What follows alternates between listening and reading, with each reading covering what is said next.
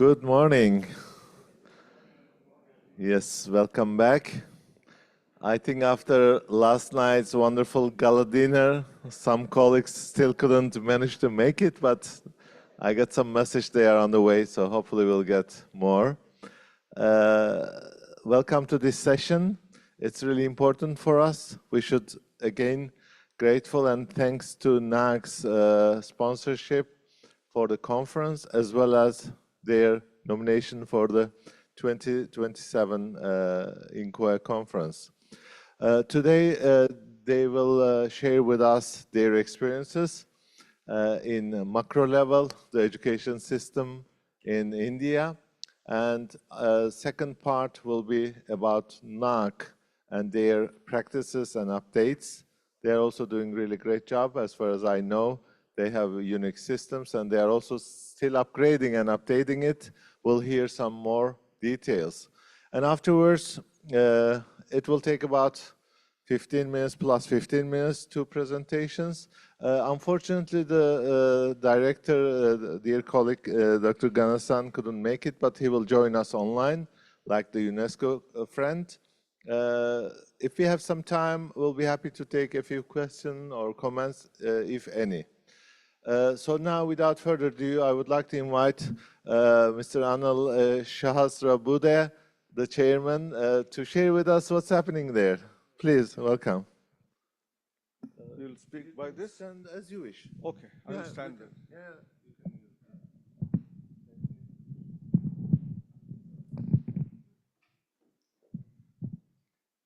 Ohio, good morning and namaste. I think I'm very delighted and happy to be a part of the NAAC delegation to this INCOE, which has started from 1991, long journey. And we are lucky to be the gold sponsors for this event this year. And we are also pitching for the next conference. Well, Big Bang Theory, the quality assurance paradigm shift is a very important topic decided for this conference. I'm going to speak on the Indian education system along with national education policy for about 15 to 20 minutes. Followed by that, Director NAAC will join from Bangalore online and present status of NAAC and the reforms being undertaken in NAAC. Very interesting reforms are happening in NAAC. No? We may have to do here.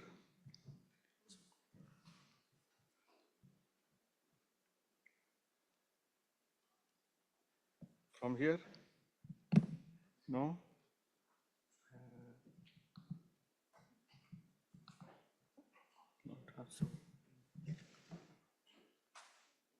Yeah, now it is taking. Well, there is a history behind education system in India, our own philosophy of running for thousands of years. But one of the most prolific gurus who spoke at the Chicago Religion Meet in 1893, Swami Vivekananda had said education is the manifestation of perfection already in man. India is home to the oldest education system, the Gurukula system, earliest universities of the world, Takshila, Nalanda, and 15 others right from 5th century BC.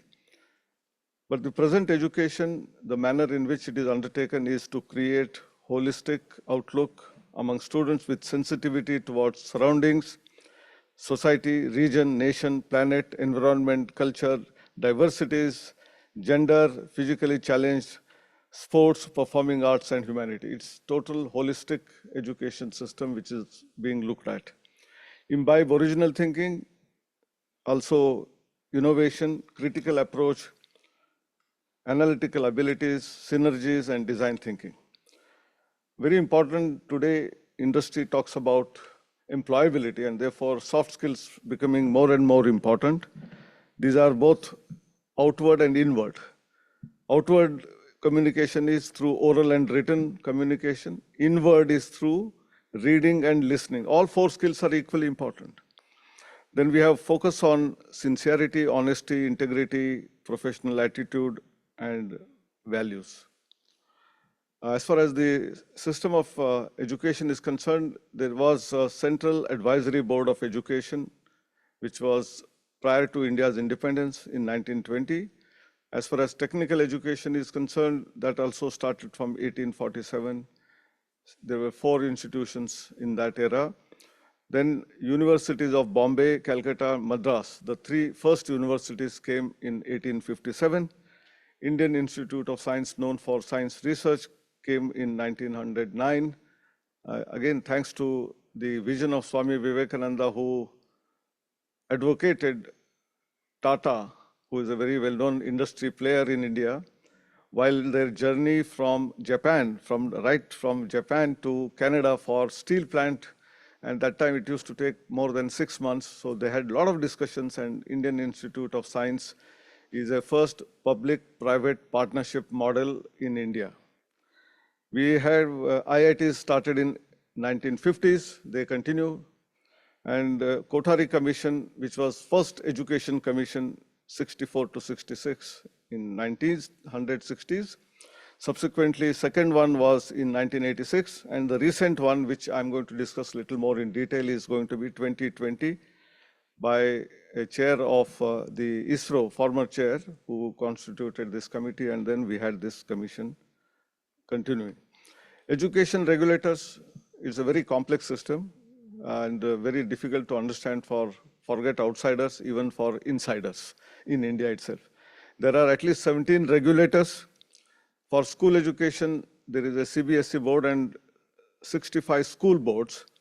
But when it comes to higher education, the 2 prominent ones are UGC, which takes care of general education, AICTE, which takes care of technical education, and then others like National Medical Commission, Nursing Commission, and so on and so forth. So I'm not going to list all of them and talk about them. There are 17 of them.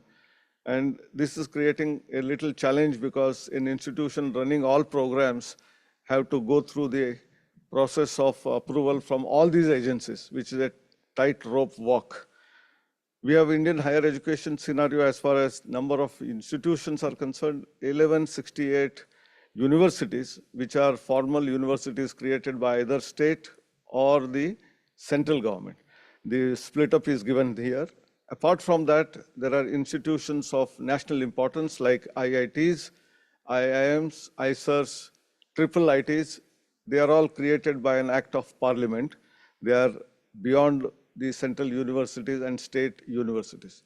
States do also start private universities, and there are as many as 455 private universities created by the assembly. And there are other variety of institutions. The importance of education is realized by 6 pillars, which our national education policy talks about. Access. We already have what is known as Sarva Shiksha Abhiyan, right to education up to 10th standard for all students, all citizens of the country. Equity, providing scholarships. Quality through faculty development programs, quality improvement programs, and internal quality assurance cells. Also, we deal with a very important element called affordability. The fee has to be regulated so that people who cannot afford high fees, they are also taken care of, apart from scholarships. Autonomy, all educational institutions are autonomous in terms of what we call as curriculum, examination system, results, and all of that. But at the same time, there is accountability, which is very important in terms of transparency and disclosures. We have a variety of institutions, as I have stated, so I'll skip this. But as on today, the Indian education system and the global perspective, since we are talking about internationalization through our national education policy, the world rankings, the 2 famous ones are the Times Higher Education and QS rankings. We have, from India, 91 institutions appearing in the Times Higher Education rankings, and 46 of them appearing in the QS rankings in the 2025, the recent one. It is the 5th largest numbers as far as the global institutions are concerned. India has its own ranking system called National Institutional Ranking Framework. More than 8,000 Indian institutions participate in this survey. And we have 16 different categories. 8 categories are subject specific, and 8 others are domain specific. Government spending on education is around 4% of our GDP. We have been demanding for quite some time to increase it to 6%, but we hope it will happen sooner than later. As far as global innovation index is concerned, we are 39th position. We were 81st position about in 2015.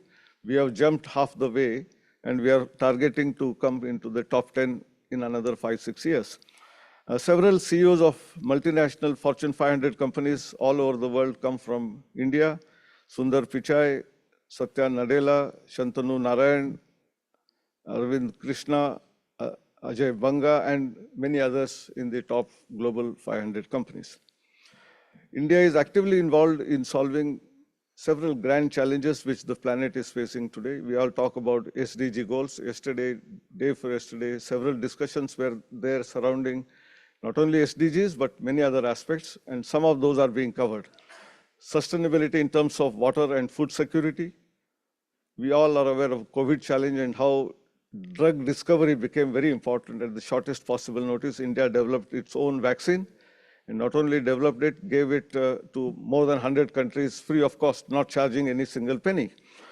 And very important thing as far as technology is concerned, anyone who gets vaccinated, when they come out of the vaccination center, the vaccination certificate would be on their mobile phone. I think no one else in the world could do it for 1.4 billion population. And that's the technology prowess that we have shown. Same is the case with Chandrayaan. Chandrayaan 3 is the landing of our satellite, launching more than 100 satellites on one single launch, landing on South Pole of the Moon, Aditya mission. They are all space technologies which have been used. Solar Alliance and Biofuel Alliance are two important alliances initiated by India and being followed by many other countries. Health and education for all, housing for all, energy security, cyber security, transport and mobility, skilling and employment, and finally manufacturing and materials. These are all priority areas where we have been working, both for our own country and others. The new India is very highly aspirational, not ready to wait. Skilling, digital, and clean.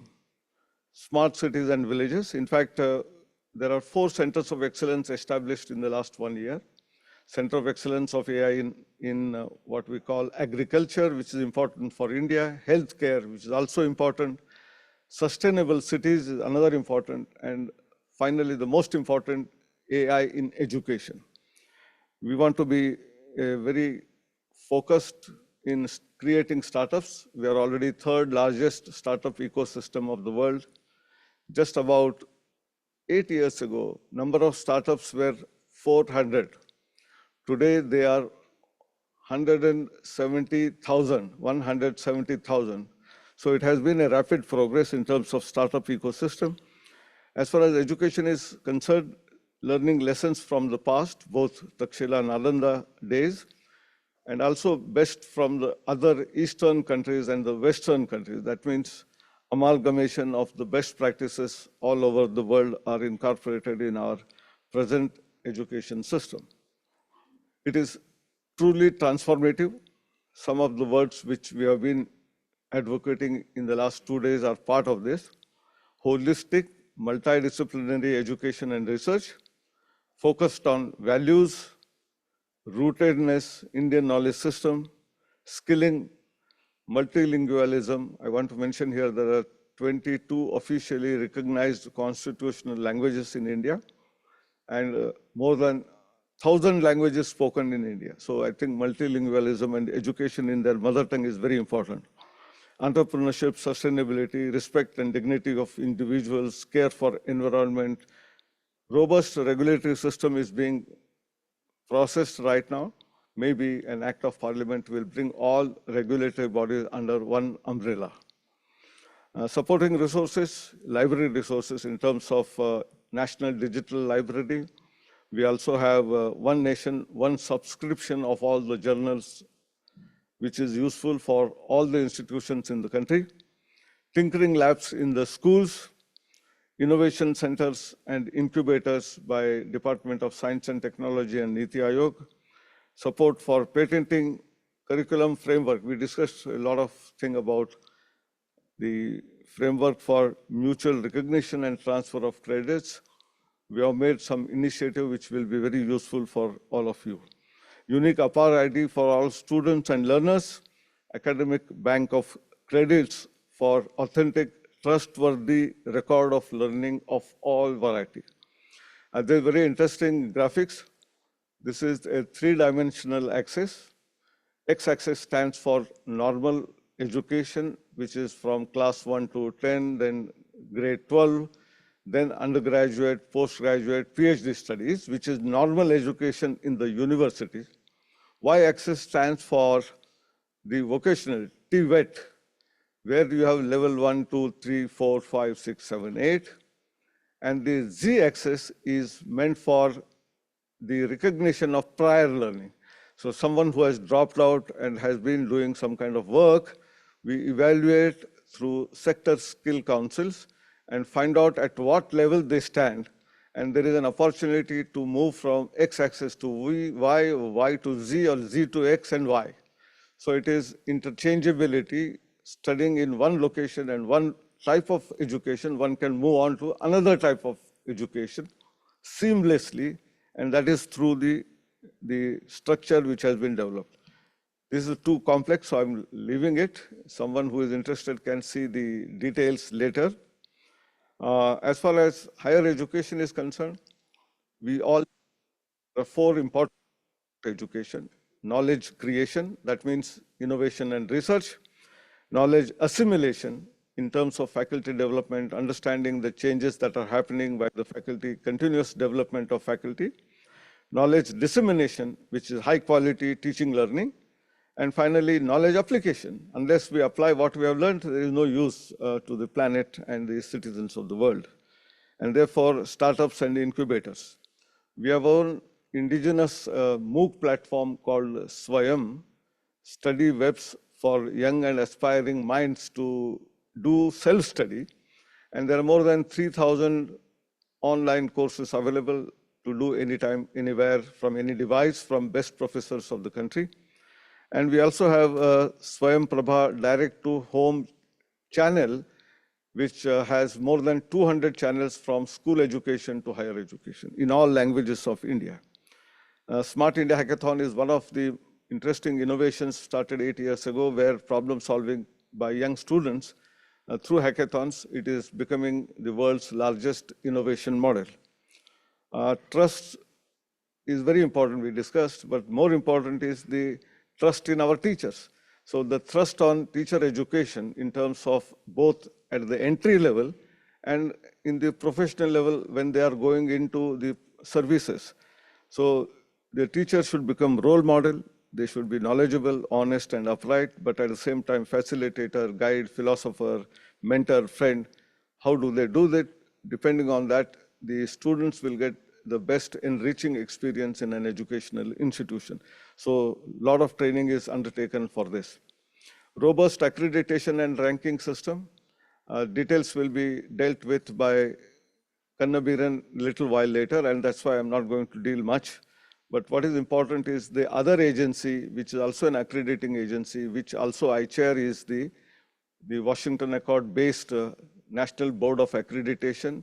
They do program accreditation, accreditation of engineering programs, architecture, pharmacy, management programs, whereas NAC does institution level accreditation, institution taken as a whole, including all disciplines.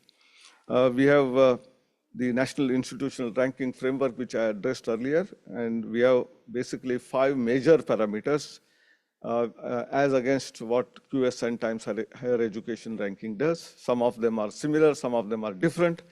I want to mention both, which is important for this audience. Teaching learning resources is very important. Unless resources are there, you can't provide quality.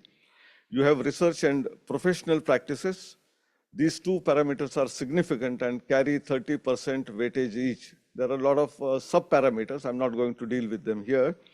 And then the student outcomes. We measure the outcomes in terms of results, employability, startups, what they do after graduation. All of that is evaluated through the student outcomes. That has 20% weightage.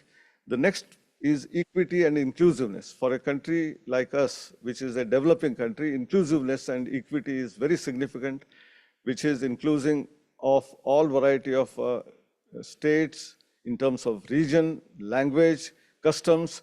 We have students who have from different backgrounds, so all of them are taken into account. Along with that, women diversity and physically challenged diversity is also accounted for 10% weightage.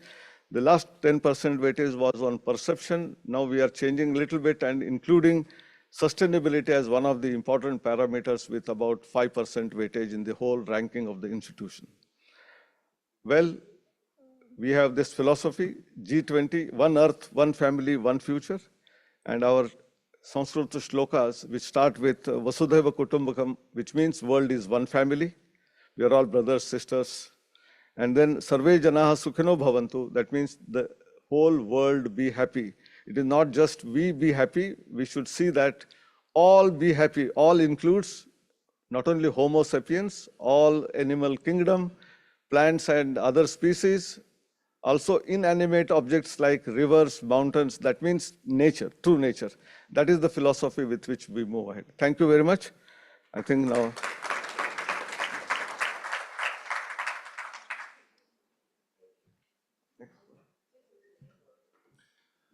Yes, thank you very much. It's really inspiring. One Earth, one family, one future. I think we as Incoa community also proved that within our quality assurance accreditation community. Thank you very much. The numbers are mind-blowing. I thought there were some typos of 45,000 colleges or thousands of programs. It's really amazing and the transformation is inspiring. So well done and good luck with these challenges. Thanks for sharing with us. Now we have our director, Gana-san, my dear colleague, joining us online. Good morning. Good morning. Can you hear us? Am I audible? Yes. Yeah. Perfect. Okay, so I'll give the floor to you to hear more about NAAQS, the revolution and the improvements. Please share with us, and thanks very much for all the support and contribution. Please. Thank you. Thank you.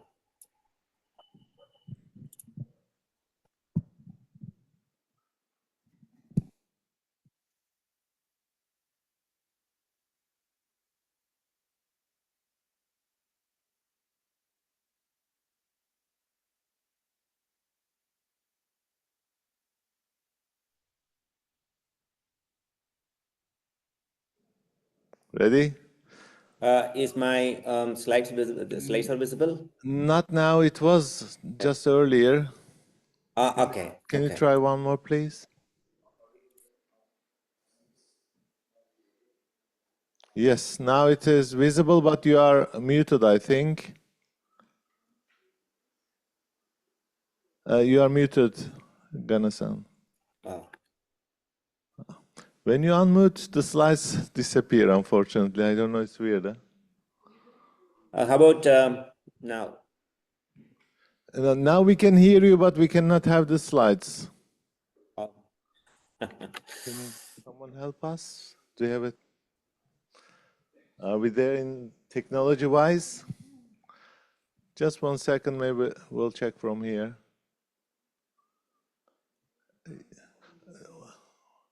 Why he's muted? I think it's okay. No? Can you share the slides from here? Then you can speak like this. Okay. Sorry, just 1 second. Technology sometimes make tricks for us. So it's okay. We'll manage. Am I audible now? Yes, and the slides are on. Please carry on. Yeah, great. Thank you. Thank you. Good morning to all of you. Thank you for the opportunity for making this presentation. I'll also thank Abla Chairman, Professor Anil Ji, for leading the discussion in the first 15 minutes or so. I also missed the opportunity of meeting you all in Tokyo. I will look forward to another opportunity. In the next 10 minutes, I would like to present on the national movement on higher education quality for Viksit Bharat 2047. Viksit Bharat means developed India.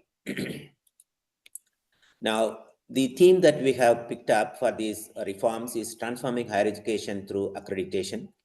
from creating quality culture to global positioning of Indian institutions. And this happens in a year where NAC has completed 30 years, which was established in 1994. And we call this as NAC 30++, for Viksit Bharat 2047.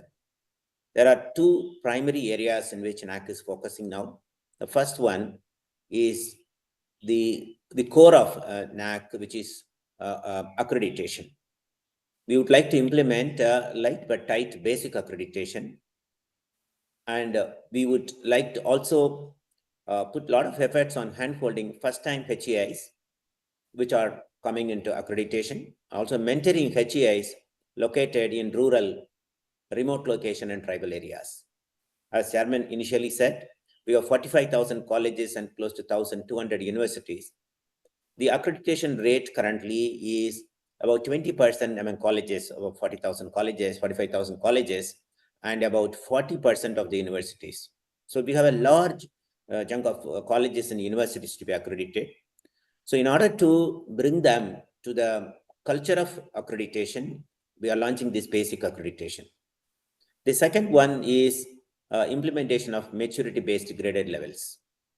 This, of course, I'll explain it later. It's a completely new model of accreditation or quality assurance, measurement that we are looking at.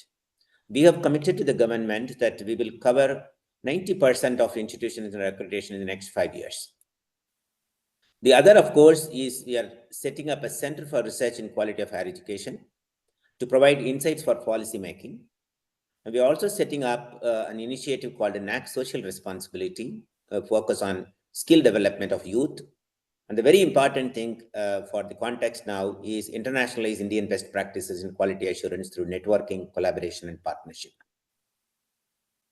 I would like to just mention that Dr. Radhakrishnan committee, which was appointed to propose reforms, talked about these, major aspects. One is progressive alignment with the NEP 2020, which our chairman talked about it, and basic accreditation to bring in more institutions, wherein the institutions will be accredited or not accredited, maturity-based graded levels, level to 1 to 5, and a framework of input, process, outcome, and impact. And there's a clear shift from input to process and outcome. There are 10 attributes of quality for all HEIs. We also introduced an extended attribute of uniqueness or situatedness. New framework considers maturity, diversity, and heterogeneity of institutions. And today, not all type of institutions are under accreditation, but the new policy talks about bringing all HEIs under accreditation. And very importantly, we changed the philosophy of, trusting the institutions with penalty for wrongdoing, and build a robust outreach mechanism, handhold HEI, especially the first cycle institutions, mentor rural, remote, and tribal location institutions. What we are attempting to do in the whole process is to implement a baseline accreditation to achieve a threshold level of quality at the national level, and also to create a quality assurance culture. From there, we provide a guided path to institutions to improve their quality to national, regional, and global levels through a maturity-based framework. I'll just skip this slide, the basic accreditation, which is, to bring more institutions under accreditation. But one important thing that we have looked at is peer data validation. Since the volume is relatively high, and we want to have the process to be very, mature and clean, we want to use peer data validation, wherein data of one institution will be validated by other institution. This is our overall framework, which we are going to launch in a couple of months. The 10 attributes are grouped into input attributes, process attributes, and outcome attributes, as you can see here. And currently, or tentatively, we have kept the framework for university, autonomous colleges, and affiliated colleges. This is for the basic accreditation framework.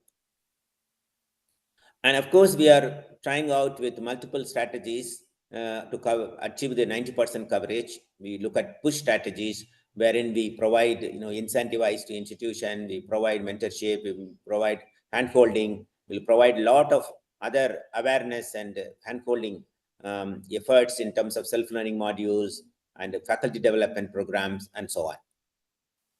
The other is that we would like to have a pull strategy wherein the students and parents demand for accreditation and employers demand for accreditation. All internships, scholarship will be based on accreditation. And we have a variety of plans to reach out to these, the target stakeholders, students and parents, demand for accreditation so that we will be able to bring in more institutions and accreditation.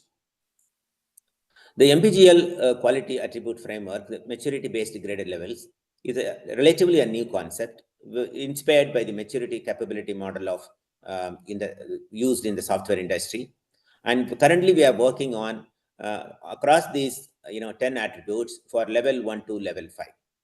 And this is where we are currently working, and we are actually looking for expertise from the international experts. The structure that we have kept for this maturity-based graded levels is basically we have a core team with co-opted members are currently working for a general university manual, general autonomous college manual, and an affiliated college manual. And we have formed our attribute working groups, and we have also formed special interest groups for industry and startup, societal integration, and sustainability. And the CMM experts are helping us to, basically how to, sort of define and, the levels. And on top of it, we will be discussing with the international experts to benchmark our approach to global practices. So the maturity-based grade levels where I want to spend a minute is the measurement shall focus more on outcome, and focus will shift from outcome to impact as HEI move to higher levels. While 10 attributes of quality remain the same, the breadth and depth of measurements are likely to vary according to the levels of maturity of the HEIs. Number and types of metrics will vary as per the levels, and more granular analysis will be carried out at the higher levels. To achieve global benchmarks, it's proposed to involve experts from industry, Government of India labs, international experts as part of the assessment teams. And the peer teams visit the institutions. For the higher levels of institutions, we would like to have international experts. The peer team visits likely to happen through online for level 1, hybrid for level 2, and physical modes for level 3, 5 as per the maturity levels. And of course, as you see in this graph, the institutions move from level 1 to level 5. The quantitative measurement, sort of reduces, and the qualitative measurement increases. As you can see in the graph, as we move to level 4 and level 5, there will be a lot of qualitative focus and rather less quantitative focus. Just thought I'll just put a slide on how does this maturity level looks like. An institution which is at level 1, when it moves to level 1, it should fulfill all the requirements of level 1. In addition to that, they should fulfill additional requirements.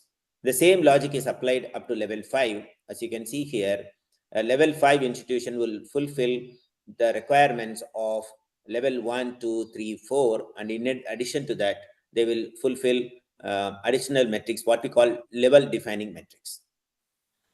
The whole idea is to move the Indian institutions from level 1 to level 5. And the level 5 institutions are of, called institutions of global, excellence for multidisciplinary education and research. Thank you.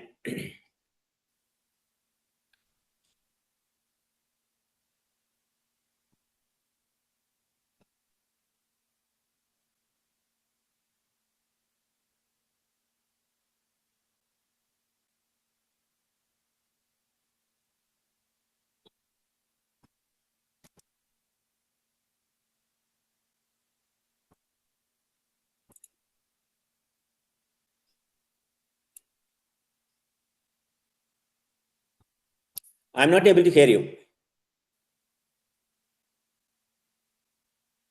So we are changing it.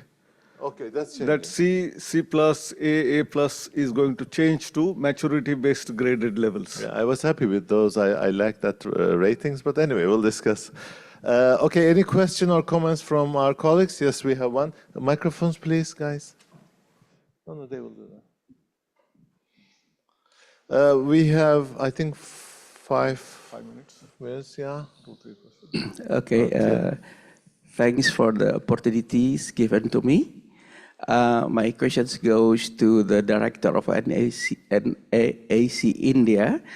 In your slide of reforms in assessment accreditation, there is mention that mentor rural remote areas. Could you please explore more on this point? What is meant by mentoring, and then who do that? And is there any issue of independency if you are doing mentoring for your clients? Thanks very much. Yeah, am I audible? Can I answer this question? Yeah, please carry on. Okay, so it's a good question. So as we said, close to more than 50% of the institutions are located in tier 2, tier 3 or remote locations. And these institutions have to be mainstreamed. And therefore, we look at a mechanism of mentoring. Okay, NAC will, sort of select, train, onboard mentors. A mentor in a particular region or a district will have about 10 to 15 institutions, and they will continuously be interacting with the institutions and support them in terms of understanding the accreditation framework and preparing documents and sort of end-to-end support. And they will not be involved in the assessment, obviously. So they are sort of senior professors, retired professors, and they are sort of available in that particular location. Okay, so that we achieve helping the institution and also have the separability in the sense that they will not get involved in the assessment. Thank you. Any other question, comments?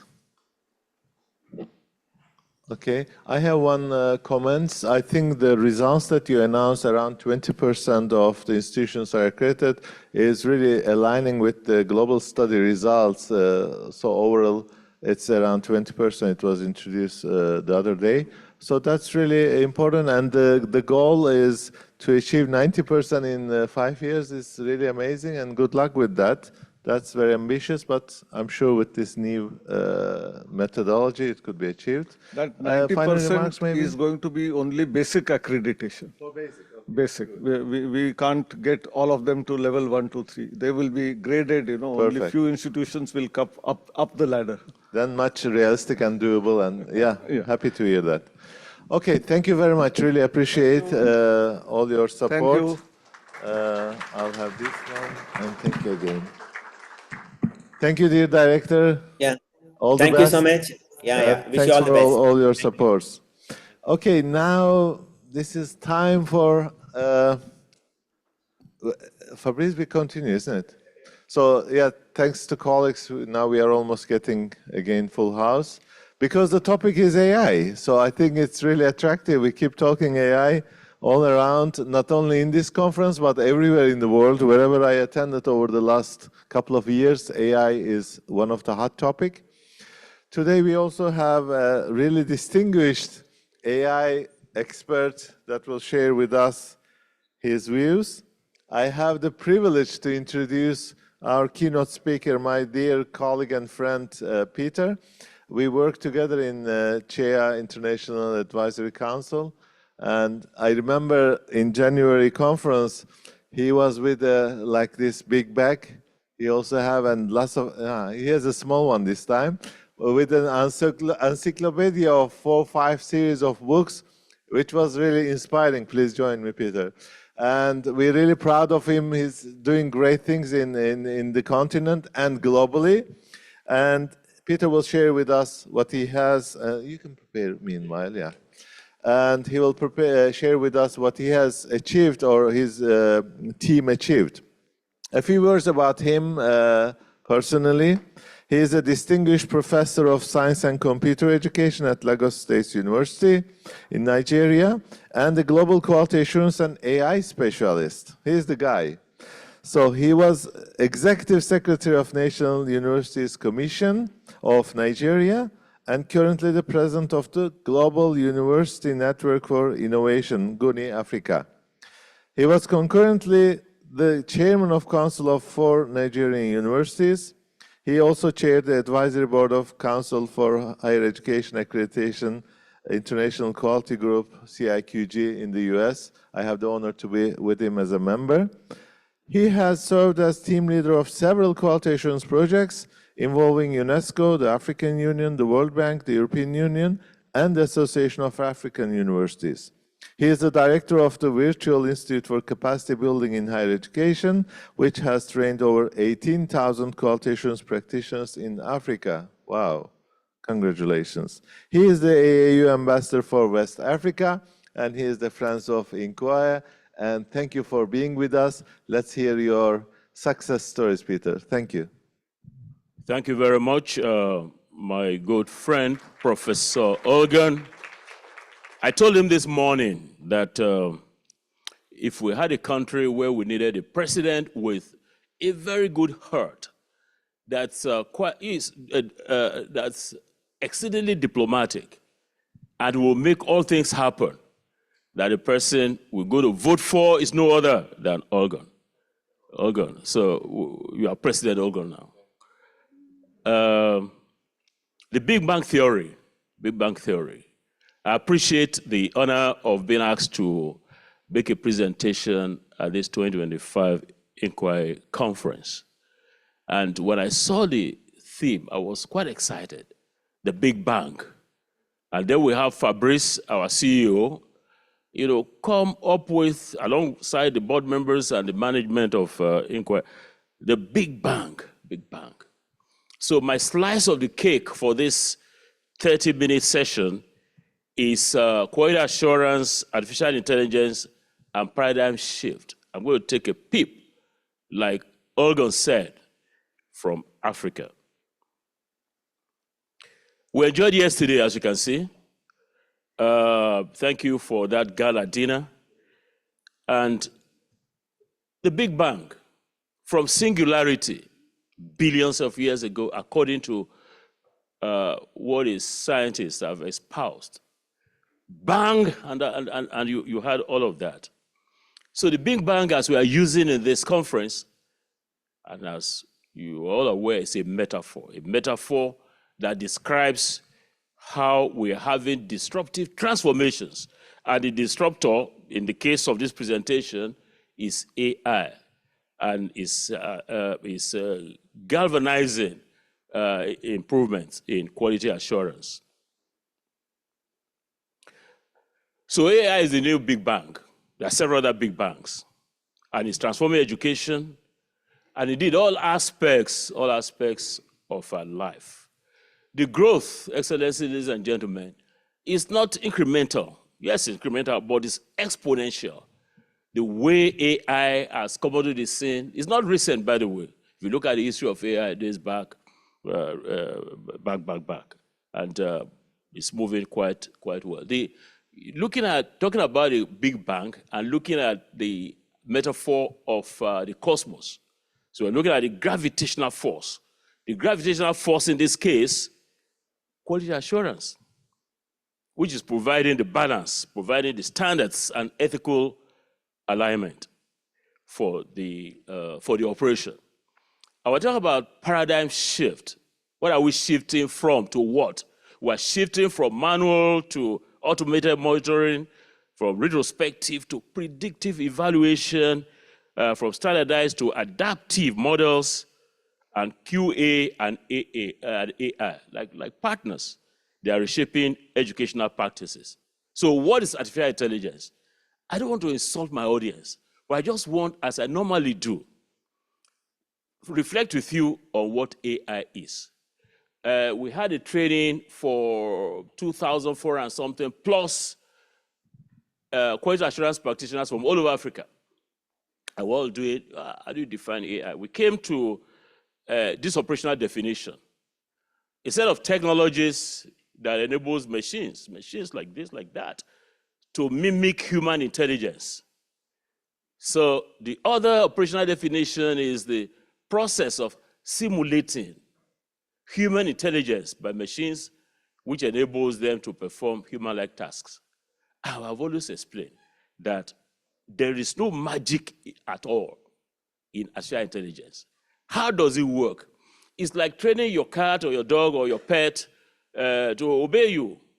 So you have two major things in setting up an AI model, two major things.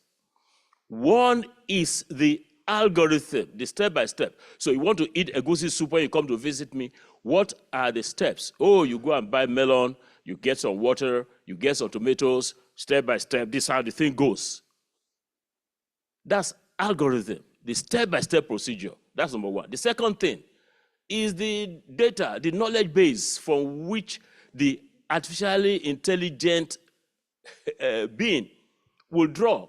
So you say, okay, fine, I want to eat egusi soup, or I'm coming to visit Fabrice in Paris, and I want to eat some nice dish in his house. And it's okay, fine. These are the steps that you have to take to prepare that dish. So where are the materials? They are here.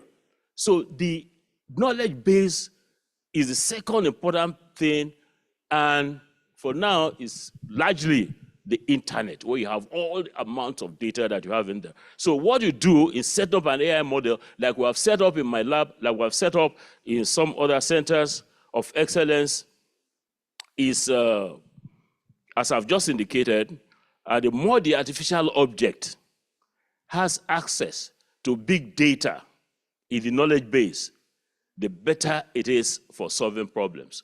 So by the minute, by the second, any AI entity that you set up, the trick in improving its intelligence is to keep pumping data into its knowledge base.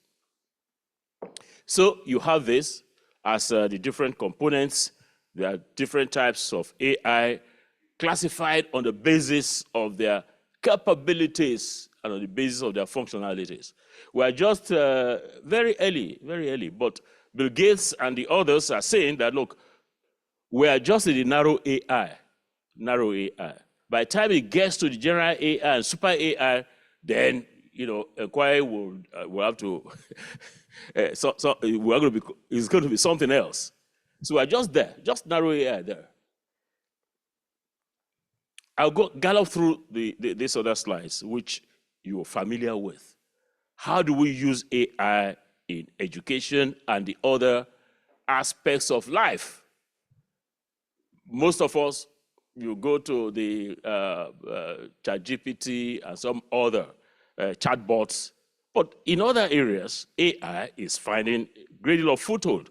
So in education, in agriculture, in medicine, in the military, in communication, in law, in transportation, in architecture, in the social sciences, in engineering, in environmental sciences. So AI is finding a place. Now back to quality assurance, and I'm happy to let you know that we have this book. I have a copy here for Fabrice. I mentioned that to him, where no region is spared. We have this across the world, higher education across the world. So Fabrice is going to get this after this presentation. Now let me narrow to Africa. Let's take a peep from Africa. A few statistics to be shared. There are 55 countries in our region, and we have 49 quality assurance, national quality assurance agencies. The other statistics you can see on the screen there. But towards the end, I've highlighted the continental education strategy for Africa. This is an AU entity that is meant to catalyze the growth of education in our continent. And AI is playing some roles there. We have challenges like other regions have, resource challenges, ICT and digital divide, low higher education participation rate, brain drain, and the rest. Let me now share, as we progress, on the history of AI in the Africa region. Started way back, about 2000, it surprised you, about 2000, the early 2000s. In 2001, when I became the executive secretary of the National Universities Commission, that's the regulatory agency for all universities in this state, we took some interest in AI, and we encouraged some universities, we funded the programs to start implementing AI in its elemental form 2010, we had improvements. 2015, we had to establish, not only in Nigeria, but in several African countries, AI research centers. By 2018, learning platforms based on AI established. The COVID-19 period helped in some form to catalyze improvements there. 2021 to 2023, we are beginning to see significant expansion in the programs across African countries. By 2024, there are ongoing efforts to integrate AI into higher education curricula and promote interdisciplinary research and the rest of them. Professor Ogun talked to you, mentioned about 3 handbooks. Africa lays claim to having the first set of handbooks on the development of AI in quality higher education. We have these 3 volumes, authored by 279 contributors from all over Africa. And it's a resource that we are very proud of. It was publicly unveiled by the West Africa office of the Association of African Universities that I serve as ambassador for. And let me now quickly switch gear to how AI is being used to tackle key challenges in the African higher education system. Now let's look at resource optimization. Talk about resource constraints. Now AI is helping to optimize the use of available resources such as library materials and all that. We have examples as I go along. I've indicated examples of universities that are implementing this. So you have University of Port Harcourt. They're automating administrative processes, University of Ghana, online and blended learning models, University of South Africa, and the National Open University of Nigeria. The National Open University of Nigeria enrolled 603,000 students. I happen to have served as the chairman of council of that university, and we made it one of our council agendas to ensure that AI plays a role in the delivery system. Enhanced research collaboration, University of Lagos and VITS, automated grading and assessment, University of Nairobi, Lagos State University, enhanced educational content. So as I go along, I'm letting you see that AI in terms of quality higher education delivery is playing a significant role in Africa. Digital literacy, I'll come to the virtual institute in a little while. Digital literacy continues there. And then let me give you a case study of how Africa is building capacity, regional capacity, in the use of AI for teaching, for learning, for research, and for community service. There is the Virtual Institute for Higher Education Pedagogy, VIGB. We launched the Module 8, which is the ABC of Artificial Intelligence and the Delivery of Quality Higher Education. It was a practical course. We had 2,305 registered participants from 11 African countries. How does it work?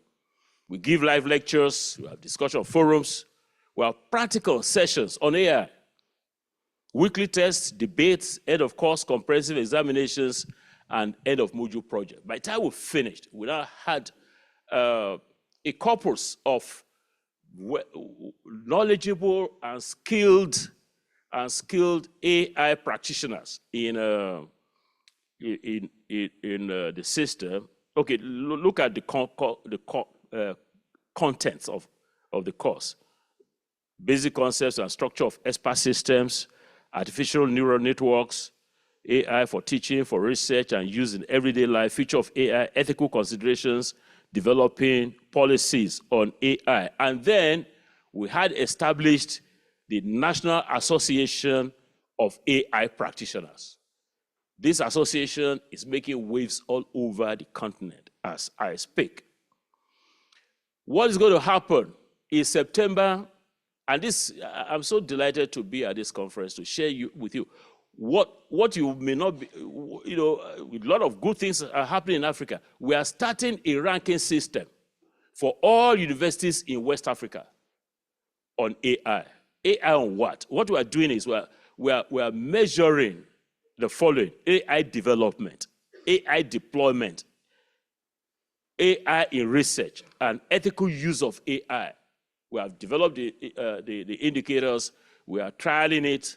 By September, we'll be able to launch that ranking. Why do you want to do that ranking? The idea is, just like we have from India, to stimulate interest, to generate interest in AI. So everybody will be struggling. Oh, I want to be the best in AI development. We want to be able to develop us internally in Africa, in our different countries, deployment, research, and the rest of them. So we established in February 17 this year, the first for us in Africa, and it will keep going on. Maybe have been in other countries, but what we have here is an AI Awareness Day in higher education. It was huge. It was, but what we got to hear from the minister, I said, oh, no, that's not good enough. Don't take it from higher education. Take it, let it be AI awareness from the lower level up. So for 2026, it's going to be AI awareness at all levels. So what did we do? We had a symposium. We gave awards for the best AI researcher in higher education, awards for the best AI educational program, the award for the outstanding institutional AI policy in higher education.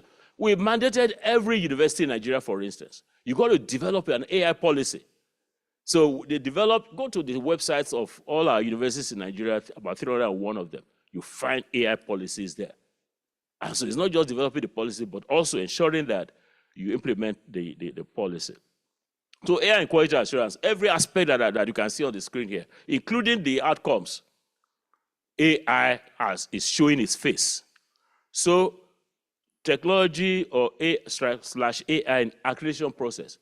Your accreditation process, I'm not theorizing now, because this is what we are doing in Nigeria and also in practice in Ghana. We are applying AI in all the things we can see on the screen, setting minimum academic standards.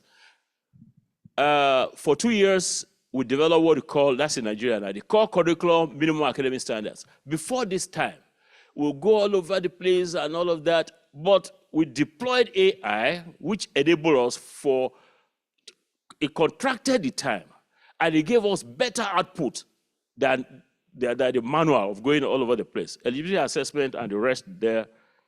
So what's the road ahead? What's the road ahead for Africa? The road ahead, Africa does not want to play second fiddle.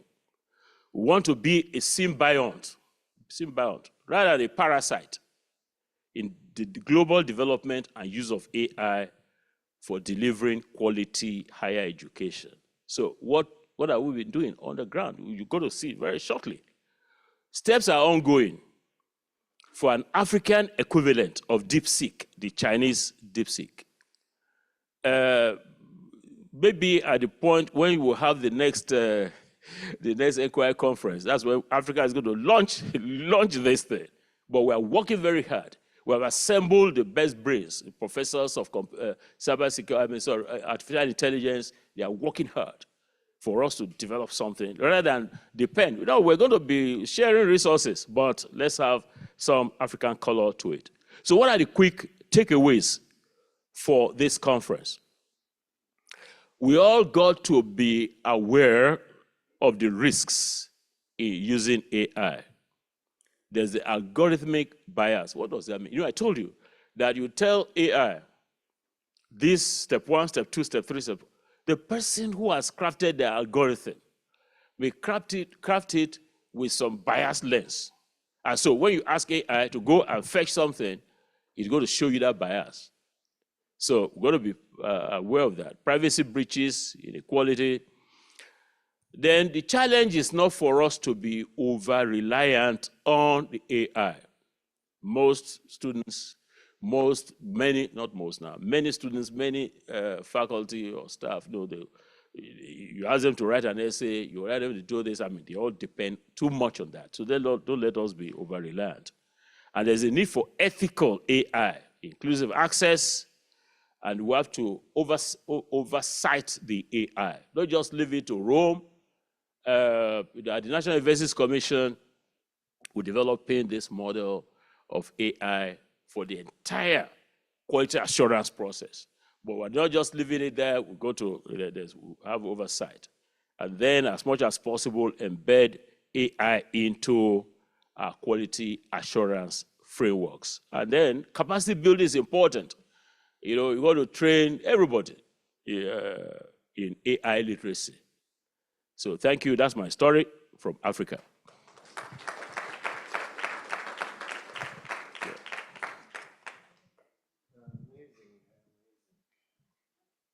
Thank you, Peter. You always surprise me and inspire me. Thank you very much. And I think it was really interesting. And I was expecting, but not this much. Since January, you progressed a lot, you know. He presented in Chia conference in January, the similar things, but now you're on the road. Okay, so any thoughts, any comments, questions from the audience, please feel free.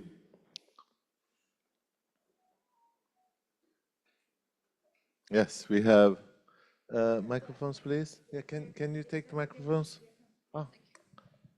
Thank you very much for your presentation. Indeed, spectacular, the progress that you've made, and Ogun rightly acknowledges that. I think one important point which I would like to connect to, and I'm pleased you had it on the slide, is the concept of over-reliance. Because as teachers, we've been striving for years to develop our students into autonomous individuals. And that autonomy comes with critical thinking and comes with the capacity to build expertise, so you can then filter out all that bias that you were referring to from an expert position. So I think you're right when you say that we need to tread carefully and need to be in full consideration of those particular risks. I guess I'm not quite sure exactly how we do that and how we mold our students into understanding that it's really their role for the future to be responsible about the use of AI. And I think that's one of the things that I'm sure teachers in the classroom are struggling with. Trying to say to the student, well, yes, it's there as a resource, and yes, it's there as a tool, and please use it because it increases productivity, efficiency, and so on and so forth, but use it wisely. And I think that's where we need maybe a bit more thinking on how we are going to deliver that messaging in the classroom, if we're not made obsolete as human teachers altogether. So thank you very much. Can I do a quick response? Sure, please. Oh, we thank have you. time. Yeah, go ahead. Thank you. It would be nice if, Olga, if you don't mind, anybody who's making it, maybe mention the name and the institution, so that it's easy for me to back to you. Which BAC, British Accreditation Council. Okay, wonderful, wonderful. Yes, yes, yes. Thank you, Professor, for the. No, I'm responding to this now. No, just give me a minute. You were spot on, absolutely spot on. Let me tell you a typical thing that happens. You give your students an assignment, and by the following day or even the same day, they give you something that is much, much beyond them, but something that AI has assisted them to do. As you said, AI should assist them, but up to a limit, not to a point where innovation, where deep thinking will be suppressed. So you, as the lecturer or the faculty, you should have some manner, and there are tools for detecting how, not plagiarism now, for detecting how much of AI has assisted the student. And when you confront the student with that fact, that, oh, this is a very brilliant essay, but you have used 90% is by AI, and penalize, listen, you penalize the student on that basis. So at next time the student is studying something else, we'll try to add his or her own ideas and ensure that reliance on AI is there, but not over-reliance. So I'd like to thank you for that comment. And my response is that there are tools for letting you detect and better confronting the student with that information. Thank you. Yes. I guess where I was coming from is that we've been trying to get student-centered learning to be at the forefront of how quality assurance happens.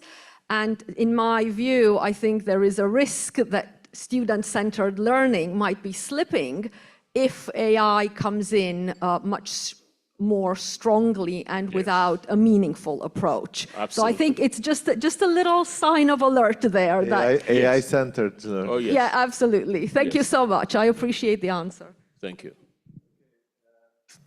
There was, who had the microphone earlier? I think there was a. Yeah, he's there. Yes, sir. Yes. Thank you very much, Professor, for the excellent presentation and all that you shared with us. I would like to ask you, though. I'm sorry, sir. Can you tell us where you are from? I'm from the Maldives. Maldives. Very good. Okay, in the Indian Ocean. Sure. My question is just I would like to find out. Could you please tell us a practical example of the use of AI by the quality agency and by an institution itself? Thank you very much. Thank you. Now, if you notice, sir, I made my presentation to be short, so as to of this. Time, let's do that. Oh We yeah, wanna exactly. hear No, more. that's the idea. No, that's the reason I did that. Appreciate it. Yeah, okay. I'll give you the example you want about its use, AI use for accreditation or for quality assurance. And I'm going to take it from the model that we are currently implementing at the National Universities Commission. So the first thing that you want to do in quality assurance or for accreditation, for instance, that's the narrowing down to accreditation, is to set your minimum standards. So how do you set your minimum standards? What we used to do at the National Universities Commission was to say, okay, what minimum standards for medicine? They will bring the medical scientists, the professors of medicine from different universities, they will come together. Okay, so what should be the minimum standards for medicine? So they will agree on that, and then we'll take what their minimum standards are, the draft, and send to all the universities for their comments. And then we'll integrate all the comments, and it becomes what we'll take as the minimum standards for medicine for the National Universities Commission. The next is to do eligibility. The next, as I shared, okay, yeah, I have this now.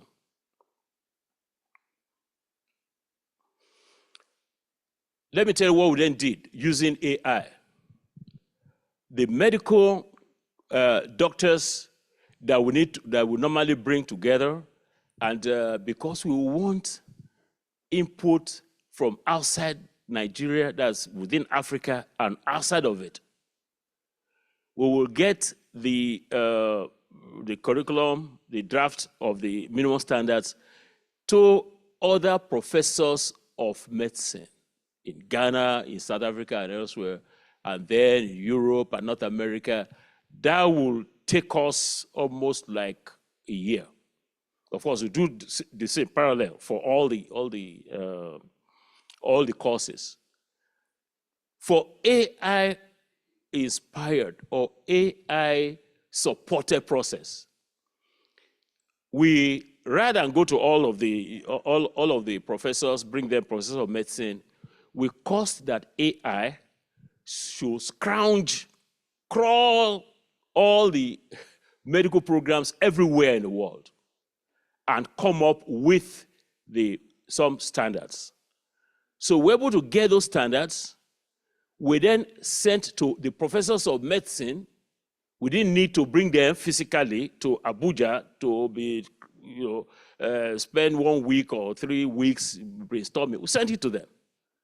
And they reflected, in fact, it was quite amazing for them to find that, oh, this is what I would have done if I had been physically present at the National Universities Commission. So we had all of that done, and then they made their inputs, of course, and then we revised on that basis. And also sent, we followed the same process. We also sent to all the other professors and all that. And in about a month, we were able to get the minimum standards to be in place. Let's take eligibility assessment. Okay, we have a database at the commission that tells us what's the standing of every program in terms of its accreditation. Did it have denied? Did it have full accreditation, expiring in 5 years and all that? So a simple program that we wrote got this eligibility assessment done within a matter of 1 hour. What will have taken us weeks to do. Self-study, of course, you have to, the self-study will have to be done by the institutions. So institutions did their self-study using all manner of other support systems. The application submission was, you know what I put in there? I said technology stroke AI, technology. So the application submission was done online. On site visit, we had 2 models. We had a virtual visit. Rather than go physically in Nigeria, we have some areas where they are not too, security is some challenge. So we had to deploy technology that will enable, oh, you have a good laboratory? Fine, we have technology that will help us look at all of that. And then written reports and the rest. So that's the example I'd like to give, yes. This is regardless of the program. You can apply regardless of the program. Board. Oh, any program. Okay. Any program, medicine, law, engineering, everything. Yeah. Another quick question. When you were doing with medical accreditation, did Sure. you consult with WMFE, for Oh, example? yes. Oh, yes. That's great. Oh, yes, We did. I have one question before we continue. How many QA agencies are practicing AI in any way or any level? Can we see hands? QA, 2, 3, 4, 5, 6, 7. Very good. 8, Very 9, impressive. 10. Oh, Very that's impressive. good. I think, Very yes, we are impressive. progressing. So We're progressing. please. Professor, we're progressing. This is very nice. Great, Very nice. thank you. And this president of QAA. Of QA. Wow. Yes. Wow. They are the Wonderful. leading. Well yes. done. Thank you. Yeah. Okay, any other questions? Okay, I knew that AI is a game changer. Yes. But yes. now I know that Peter and Africa is also a game changer in the practices of AI in quality assurance and accreditation. Thank you very much, dear Peter. you. It's really amazing and inspiring. And good luck and all the best in success. And hopefully we'll get more agencies in the next conference Exactly. applying. Thank you very much. Thank you very much. Fabrice, I need to give you this. You have a copy of this? No. Oh, I'm going to give you one. It's my pleasure, Your Excellencies, to present this to Fabrice, a great CEO of a great organization, quality assurance in higher education across the world, editors Peter A. Okebukola and Stamenka Uvalish-Trumbich. My pleasure. Thank you very much. Thank you. Thank you very much. Thank you. Thank you. Thank you. Thank you. All right. I'm going to give you this bag. You can put it in this bag. Yeah, that's right. The bag.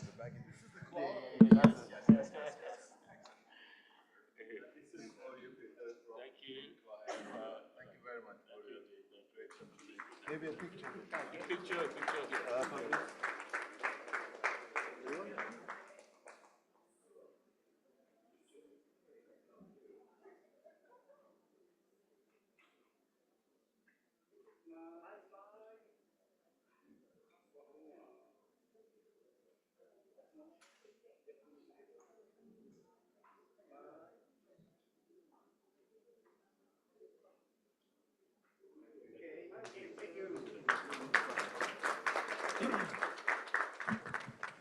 Yes, I think we deserve a nice coffee now. And after the coffee session, the breakout sessions are on, and hope to get together in the next keynote here. Thank you very much. Enjoy.